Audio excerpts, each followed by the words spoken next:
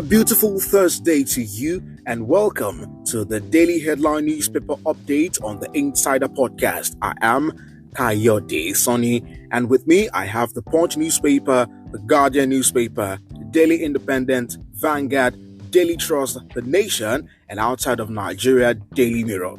And from the front page of the Guardian newspaper for today on page 6, the big story here: abuse, violation of urban planning laws breed homelessness, slums. And on page 19, higher tariff worsens MDA's electricity backlog, threatens supply. On page 6, CSOs, others fault livestock ministry as NRC resumes cattle transport by rail. On page 5, governors panic as Tinubu meets labor over minimum wage. On page 30, strange illness kills 12 in Gombe community. On page 5, 16 states fail to assess 45.7 billion naira UBEC funds. On page 4, Supreme Court delivers judgment on local government autonomy today. On page 5, Minister confirms duty-free policy as federal government targets crash in food prices. On page 4, NSAS, ECOWAS court finds federal government guilty. And now to the front page of the Punch newspaper for today, the big story on page 2, federal government projects massive food price crash January. With riders, new measures will address high food costs, says Agriculture Minister. Imported food commodities will be subjected to recommended retail price, says federal government. And now on page 28, Labour meets Tinubu, insists on 250,000 naira minimum wage. On page 28, local government funds, Supreme Court decides federal government suit against governors today. On page 14, Reps panel quizzes minister, alleges 1.5 billion naira diversion. On page 28, ex-accountant general begs for time to refund looted funds. And now on page 28, Tinubu swears in 8 permanent secretaries. On page 19, 12 states allocations rise by 40% as FAC eats 4.5 trillion naira. On page 5, businessman bags life jail for raping daughter in Lagos. On page 12, conflicting orders embarrassing, erring judges risk sanction, says CJN. And now moving on to the Daily Independent for today on the big story here, NSAS protest. ECOWAS court slams federal government, finds it guilty of rights violation. And some other stories here also. Livestock ministry won't stop herders farmers clashes. MBF, Northern youth say it will swell cost of governance. On the front page of the Daily Independent, we've started preparing our 2025 budget, says Governor Fubara, and says Amawule 24 other seats were declared vacant December 13. And also, on the front page of Daily Independent is where we have this story also. Report on Samoa agreement. Okay, federal government says it was designed to cause confusion in the land.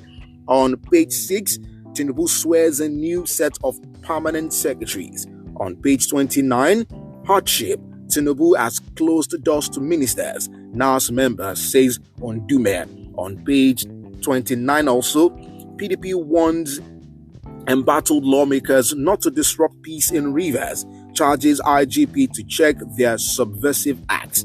And also on page 29, minimum wage. Tinubu meets labor leaders today. On page 7, INEC confirms Edozie Njoku as APGA chairman chair. And on page 6, be fair, upright. CGN urges 21 inaugurated appeal court justices. On page 7, Marwa promotes 5,042 NDLEA officers, honors 15 commands, 70 personnel. And now moving on to the Daily Trust for today, the big story here, bread beyond reach. Citizens lament.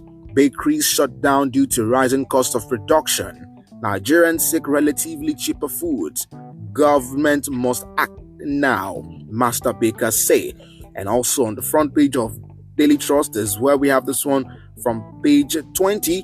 NERC reels out new sanctions for Discord. On page 6, Women minister reps in shouting match over alleged diversion of 1.5 billion naira. On page 29, Tinubu has been fenced off by forces, and that's coming from Indume. And also on the front page, on page 30, thugs, residents clash in Rano over Sanusi's emissary. On page 30, Borno government reintegrates 8,449 repentant Boko Haram members. On page 25, conflicting court orders, CJN vows to deal with errant judges. And on page 6, we have Samwa report, federal government to await position of media ombudsman. And now on Vanguard, from the front page of the Vanguard for today, the big story here, we've seen this one on page 5, will regulate price of imported foodstuffs, says federal government, says food prices to crash in 180 days.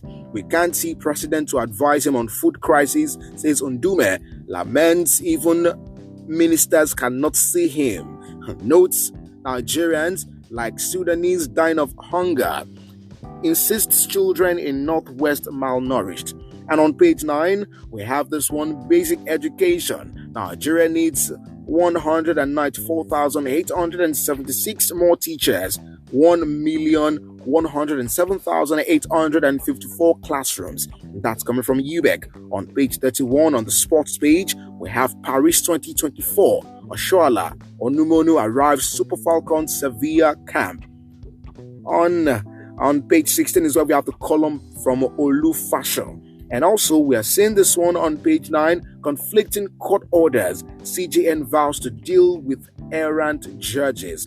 And recent conflicting orders of courts of concurrent jurisdiction, we have it on Kano Emirship tussle and for Rivers State crisis. Okay, and still on the front page of the Vanguard, we have this one on page 20.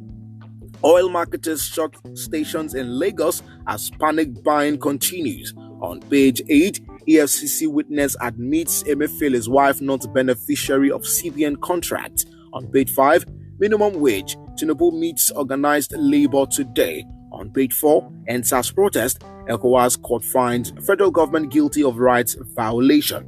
And now moving on to the Nation newspaper, the big story here, it's on page 2. We're seeing this one.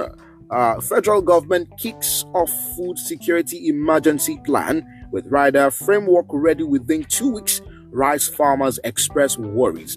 On page 30, Supreme Court rules today on council autonomy.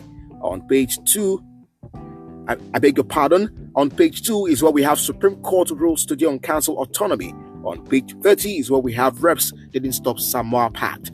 On page 30, 67,603 TB patients on treatment in Lagos, FCT or your others. On page 3, CJN inaugurates Wike's wife, 21 others as appeal court justices. On page 4, FEC directs SGF to implement varsity lecturers' removal from IPPIS.